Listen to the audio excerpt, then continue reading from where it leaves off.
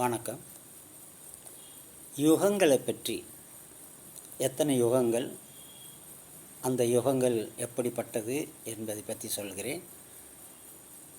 தெரிந்தவர்களும் சரி, தெரியாதவர்களும் சரி ஞாபகப்படுத்துகிறேன்.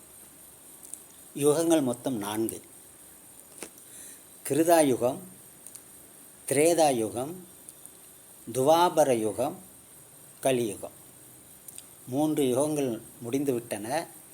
இப்பொழுது நடந்து கொண்டு இருக்கும் யுகம் கலியுகம்.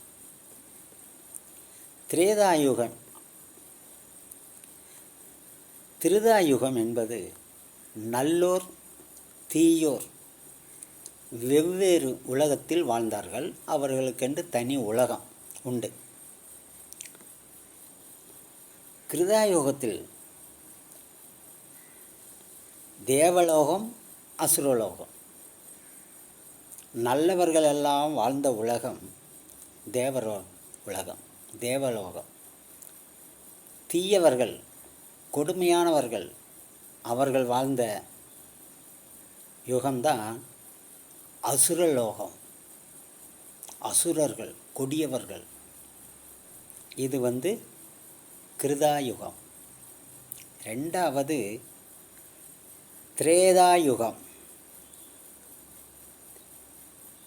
திரேதாயுகம் என்பது நல்லோரும் தீயோரும் ஒரே உலகில் வாழ்ந்தார்கள். நல்லோரும் தீயோரும் ஒரே உலகத்தில் வாழ்ந்தார்கள். அதுதான் திரேதாயுகம். அப்படி வாழ்ந்தவர்கள் ராமன், ராவணன். ராவணனை கெட்டவனாக்கி விட்டார்கள். அது ஒரு பக்கம் இருக்கட்டும். ராமனும் ராவணனும் வாழ்ந்த யுகம் திரேதாயுகம். 3வது துவாபர யுகம்.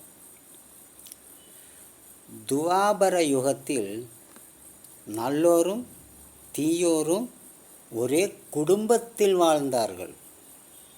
எப்படி? நல்லோரும் தீயோரும் ஒரே குடும்பத்தில்.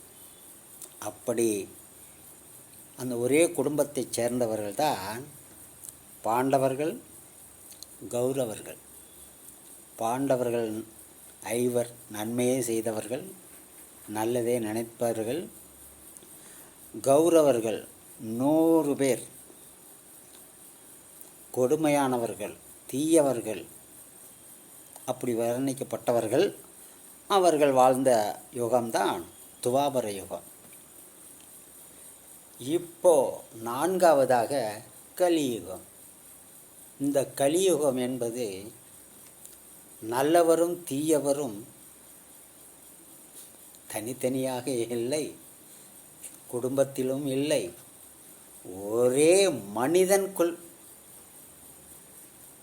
ஒரே மனசுக்குள். நல்லவனும் அவன்தான், கெட்டவனும் அவன்தான்.